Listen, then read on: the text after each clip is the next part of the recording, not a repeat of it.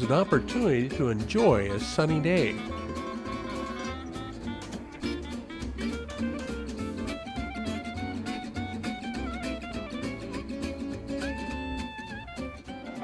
Enjoy live music.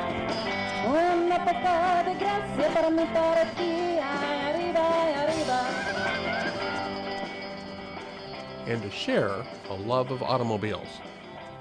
This was the 2011 Cottage Grove Competition of Elegance, or in the more commonly known French term, Concours d'Elegance.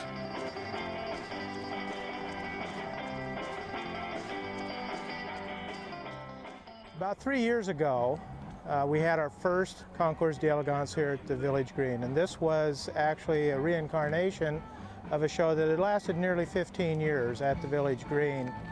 And the concours was a source of pride for the community and a real source of pride for this resort property.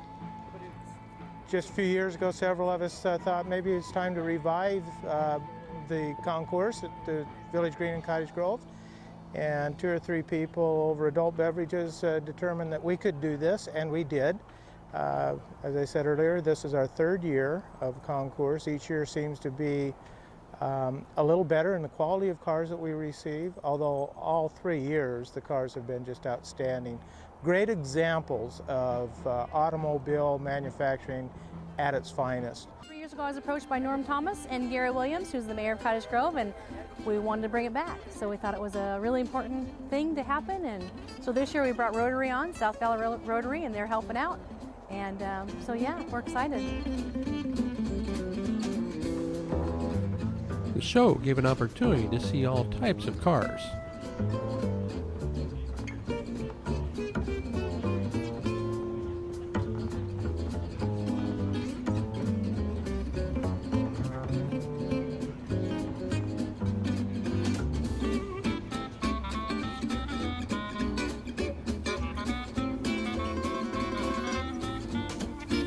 And learn about some unusual ones from their owners. I'm Richard Riker from Grants Pass, Oregon. This is an 1896 Riker Electric. It was made by my grandfather. When my grandfather was in the car business, he produced various styles, which are 2- and 4-seater and larger vehicles. And this is back in Brooklyn, New York. This is one of the first ones he produced. And as I said, it's an 1896. It has 4 forward speeds, 4 reverse speeds, a parking brake, but really not a stopping brake.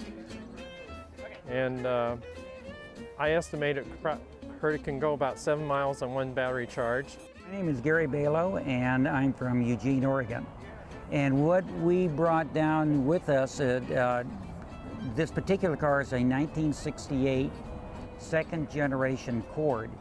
Cord, the individual owned Auburn and Duesenberg, and he went bankrupt in the 1937 Great Depression. William P. Lear Aircraft Corporation, bought the assets of the company, what was left of it, some of the hardware and that type of thing, and he decided to build the Cord, a second generation, in Tulsa, Oklahoma. He built 430 cars. This is the 99th one. The silver car is a conquest made by Ladari Coachcraft Corporation out of Long Beach, California. The owner of the company was Lou Dawes. He came from Canada to Long Beach. He wanted to be another Carroll Shelby, so he produced a fiberglass body car, and he built these cars. It appeared in Road and Track, Speed Week, lots of publications, but they only built 200 of them. There's maybe a dozen left. Fairly rare. They only made maybe 16,000 of them in the 3 years, and then this one here, there's only 1 of 4,000, and I think right now there's probably less than 15% of them that are still on the highway. So if it has any downside, you could get run down on the freeway. It only goes 50, 55 at the max, you know, so I won't get a speeding ticket. Well, it's a 1934 DeSoto Airflow.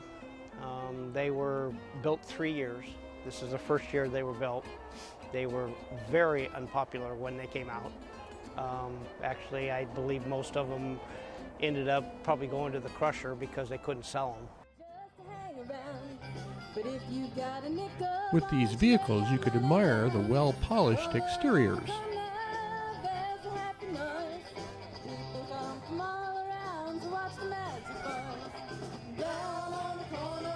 or admire the specific features each vehicle has.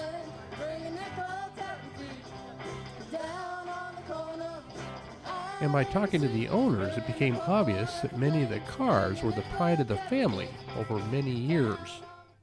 The car was purchased in 1966 by my mother, and it has been in single-family ownership since then.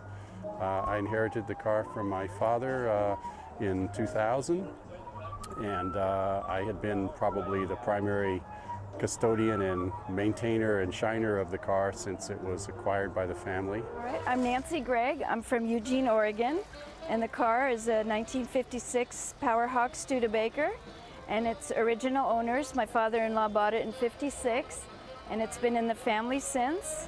I have original warranty that he bought with it for $50. The car is a 1927 LaSalle Cabriolet. We got it when I was 12 years old. It was going to be a family restoration project, but it didn't work out that way. And we didn't know what we were doing, and we did the best we could, but it stayed in a basket case shape for about 35 years. Luckily, it survived. And I tried again to restore it, but it was too frustrating for me, so I either had to sell the car or I found a restoration shop that would take on the basket case project. And they did a pretty good job. Bought this car when I was 19 years old, making $1.50 an hour, doing yard work. Yeah, $100 a month payment. Had it paid off in a year and a half though. Gas was 30 cents per premium per gallon back then. When I was a kid, the first brand new car I bought when I was 17 was one of these. I had more money than brains.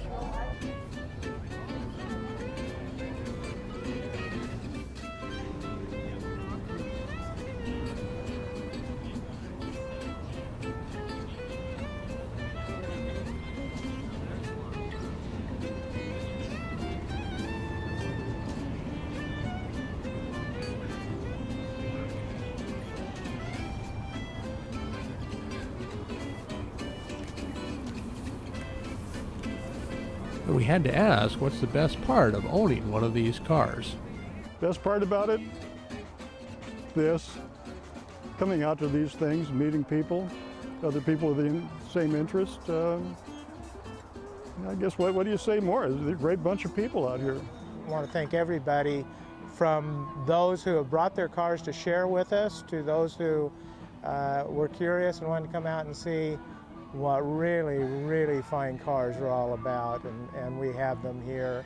And next year will be bigger and better. You know what? I hope it keeps going for many, many years, and we love it here. We love having it.